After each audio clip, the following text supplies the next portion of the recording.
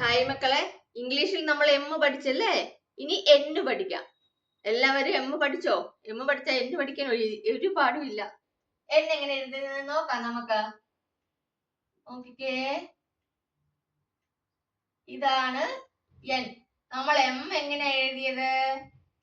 ഇങ്ങനെ എഴുതിയല്ലേ? എൻ വരുമ്പോ ഇതേപോലെ തന്നെയാണ്, പക്ഷെ എന്ത് ചെയ്യണ്ട, ഈ ഒരു ലൈൻ വേണ്ട, അത്രേ ഉള്ളൂ. എമ്മിന്റെ പാതി കണ്ടോ, എൻ.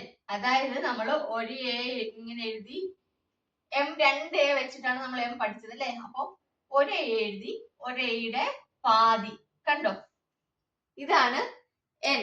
ഇതെന്താണ്? എൻ. നേരെ എഴുതണം മക്കള് കേട്ടോ. എഴുതുമ്പോ എൻ കണ്ടോ,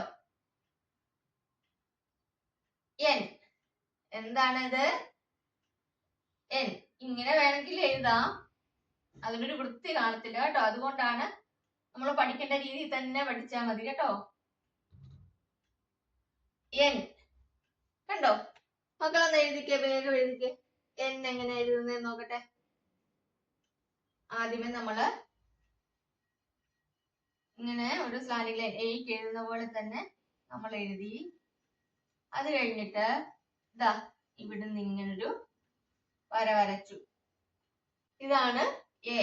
എന്താണ്? ഒരു എയുടെ മുഴുവന് ഭാഗവും വരയ്ക്കണം, എഴുതണം. ഒരു എയുടെ പാതി എഴുതണം. അത്രേ ഉള്ളൂ മക്കളെ എൻ എന്ന് പറയുന്നത്. ഈസി അല്ലേ? ഒന്നുകൂടെ കാണിക്കാം കണ്ടോ, എൻ. ഒന്നും കൂടെ കാണിക്കാം. എൻ. ഇത്രേ ഉള്ളൂ എൻ എഴുതാനായിട്ട്. വേഗം എല്ലാരും എഴുതിക്കേ. എൻ കണ്ടോ? അപ്പൊ എല്ലാരും എന്നെ എഴുതി പഠിക്കുമല്ലോ.